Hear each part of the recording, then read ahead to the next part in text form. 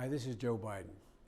I'm speaking to you from the University of Pittsburgh, where I just spoke to students here about what we've done to help ease the burden on them when it comes to the rising cost of tuition and the accumulated student debt, and what we're going to do to help create jobs when they graduate. You know, today we found out we've had the 20th month in a row where we've increased private sector jobs. 104,000 this month, 104,000 private sector jobs. But as all of you know, that's not nearly enough, and we have to increase the pace. We have to act now to do everything in our power to keep this economy moving and to grow jobs.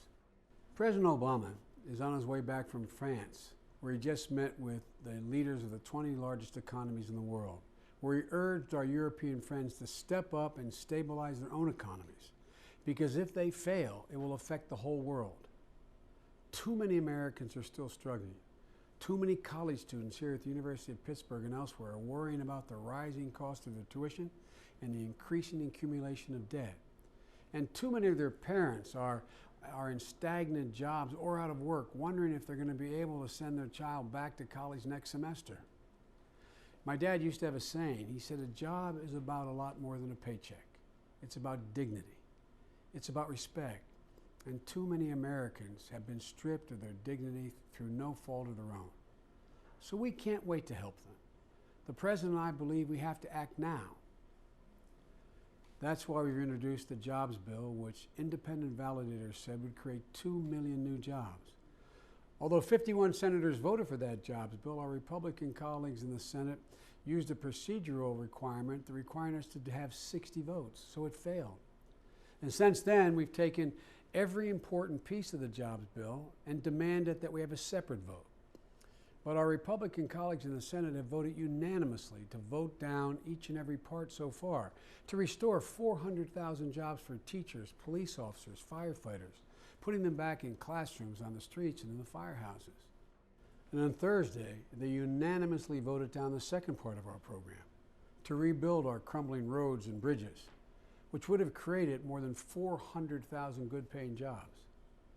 These are all programs that the Republicans in the past have supported. But once again, every Republican voted no, blocking the majority will to put these folks back to work. I think the assumption is they're voting no because of the way we pay for these jobs, and they are paid for. Well, we think everybody should pay their fair share, and that's why we added a small surtax on the first dollar after a person makes his first $1 million to pay for it. It seems fair to us. It's a small price to pay to put hundreds of thousands of people back to work. So we can't wait. We can't wait for the Congress to start acting responsibly. And that's why the President has begun to use his executive power in making announcements like one that will put hundreds of thousands of people will be able to go and refinance their homes from the 6% interest they're paying to 4%, which is what the rate is now. That would save them $2,000 a year. That's why the President announced that beginning next year, no student will have to pay back more than 10% of their discretionary income toward their student debt. He also announced new regulations regarding prescription drugs to prevent price gouging. And there's more to come.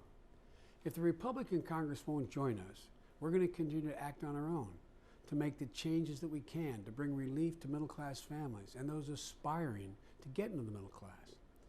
Look, it's simple. We refuse to take no for an answer. We know these steps taken alone are not going to solve all of our problems, but they will make a difference in the lives of millions of American families struggling to hold on. And you know and I know, if the Republicans would just let the Congress do its job, let it step up and meet its responsibilities, we could do so much more, and we could do it immediately. That's why the President and I need your help. To tell your Republican congressmen and senators to step up. Tell them to stop worrying about their jobs and start worrying about yours. Because we're all in this together, and together is the way we're going to bring America back, even stronger than it was before. Thank you.